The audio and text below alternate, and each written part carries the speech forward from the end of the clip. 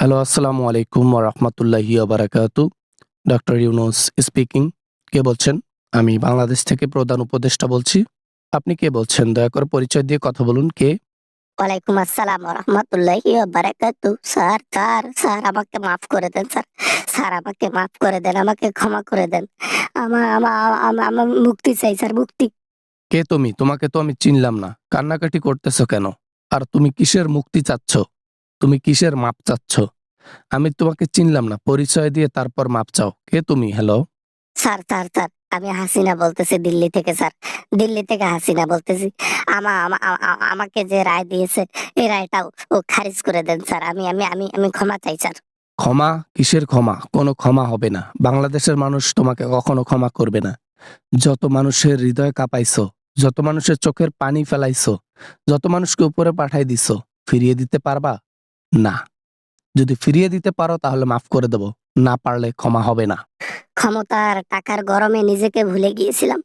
আমি যে একজন মানুষ এটাও ভুলে গিয়েছিলাম। ভেবেছিলাম মনে হয় ক্ষমতাই সব, টাকাই সব। এখন বুঝতে পারতেছি আমি কি। এখন বুঝে কোনো লাভ হবে না। এখন তোমার জন্য শাস্তি একটু কম হতে পারে। তুমি যদি নিজেই সারেন্ডার করো।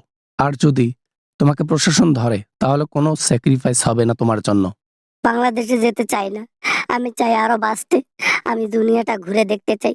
আমি আর রাজনীতিতে থাকতে চাই না। আমি আর ক্ষমতা চাই না। আমি আর কিচ্ছু চাই না। কিচ্ছু চাই না স্যার, কিচ্ছু না। দেশের মধ্যে বিশৃঙ্খলা সৃষ্টি করার মধ্যে তোমার আনন্দ পাও। আর তুমি আজ বলতেছো কিচ্ছু চাও না। সবেমাত্র তোমাদের পতনের কাঠি শুরু হয়ে গেছে। আরো দিন যাবে, আরো খারাপ পথে আসবা। খারাপ ভাবে থাকবা, খারাপ ভাবে খাবা। চিন্তায় ঘুম হবে না।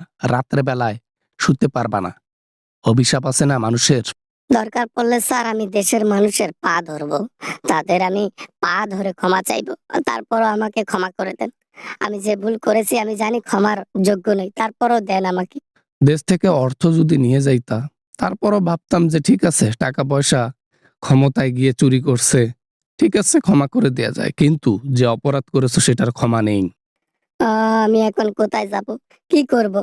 এখন আমাকে মোদি দিল্লিতে রাখতে চাচ্ছে না। আমার মনে হয় পতন শুরু হয়ে গেল। জীবনের পতন। আমি এখন কি করব? কই যাব? 18 কোটি মানুষের মনের মধ্যে থেকে অভিশাপ রয়েছে তোমার প্রতি। এই অভিশাপগুলো লাগবে তো নাকি? হ্যাঁ, আল্লাহ তাআলা তোমাকে অনেক ক্ষমতা দিয়ে দেখছে। শুধু খারাপ কাজ আর খারাপ কাজ করছো, ভালো কাজ কখনো করো নাই। এখন বুঝো ঠেলা। আমার এখন কি হবে? কোনো দেশ আমাকে ভিসা দিচ্ছে না। দিল্লিতেও থাকতে পারতেছি না। মোদি আমাকে চাপ দিচ্ছে বাইরে যাওয়ার জন্য। এমত অবস্থায় রায় দিয়েছে। এখন আমি কি করব? কই যাব? কোনো অপশন নাই। বলেছিলাম না, একদিন তোমাকে বাংলাদেশে আসতেই হবে। মিস নাই। কোনো দেশ জায়গা দেবে না। কোথাও জায়গা পাবা না। বাংলাদেশে তোমাকে আসতেই হবে। বাংলাদেশে যেতে চাই না। ওখানে গেলে আমাকে ধরবে। আমাকে পুলিশ ডাইরেক্ট উপরে পাঠায় দেবে। আমি পাগল হয়ে যাব। আমি কি করব না করব আমি কিচ্ছু জানি না। ভাবতে পারতেছি না। ছটপট কইরো না। ইঁদুর এখন লুকানোর জন্য জায়গা পায়। কোনো এক ব্যক্তি বলে গিয়েছিল, ইঁদুরের যে খাল রয়েছে, এই খালটাও খুঁজে পাবে না আওয়ামী লীগ পালানোর জন্য। আজকে রীতিমতো কথাগুলো ফুটে উঠতেছে। স্যার আমাকে ক্ষমা করে দেন। আমাকে মাফ করে দেন। আমি কিচ্ছু চাই না বাংলাদেশের কাছে আর কিচ্ছু চাই না। আমি রাজনীতি থেকে বিরত থাকবো। আমি কখনো রাজনীতি করব না। খালি মামলার থেকে খারিজ দেন, খারিজ। রায় শুনে এই অবস্থা। হুম, দড়ি দেখলে না জানি কি হতো। যাই হোক, ক্ষমা হবে না।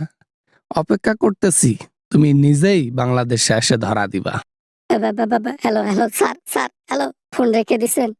হায় আল্লাহ, আমি এখন কি করব? এখন কোথায় যাব? আমার আমার ভালো লাগতেছে না কিছু। দেখা হবে, দেখা হবে, আবার দেখা হবে। দেশের মাটিতেই দেখা হবে। যে অন্যায় কাজ করে গেছো, 18 কোটি মানুষের সামনে তোমার বিচার হবে। বিচার হবে ইনশাল্লাহ।